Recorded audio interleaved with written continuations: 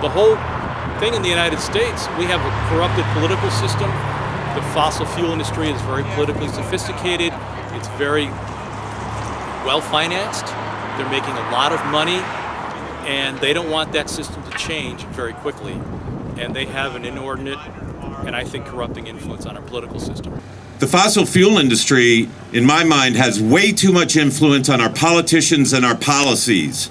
And the reason we're not seeing any solutions is because the wrong people are making the wrong decisions. And it's all based on making money, on them getting rich, and it has no regard for the public good at all. The only answer to organized money is organized people, as Saul Alinsky once said. Did you watch TV last night? Have you charged your cell phone recently? If you did, you used electricity. Now that isn't news. What might be news is the fact that in Iowa, almost half of our electricity comes from coal. In fact, coal generates 50% of all the electricity used in the country. It's the fuel that keeps our lights on and our power bills affordable. Wow, wind and solar energy are already cheaper than figuring out how to clean up coal and use it.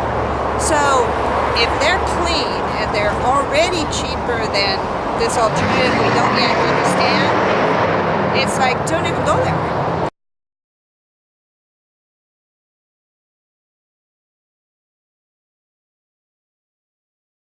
We have robust energy efficiency and renewable energy technologies right now that would bring down carbon emissions much more rapidly, much more quickly.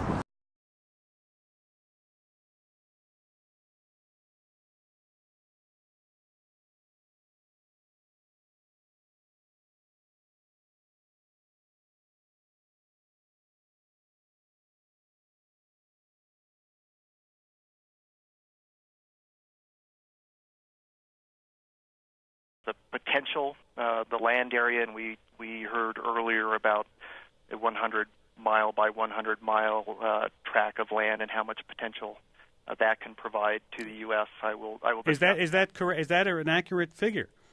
The figure is accurate. I don't think you would be putting a single 100 or 10,000 square mile plant in a single location. You mentioned the transmission to do that. That's not necessary. There is a lot of land available in the Southwest.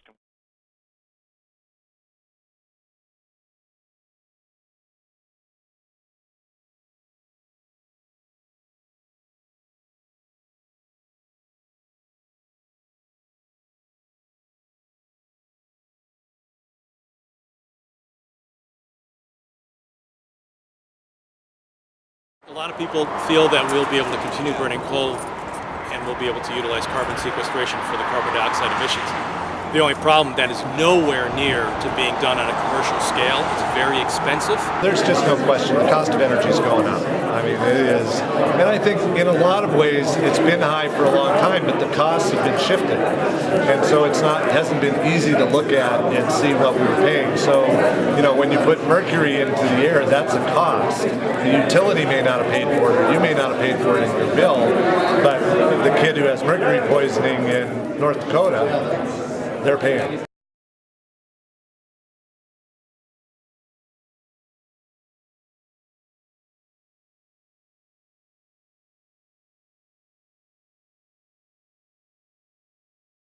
We looked at all the facts, all the figures here. Like, it came down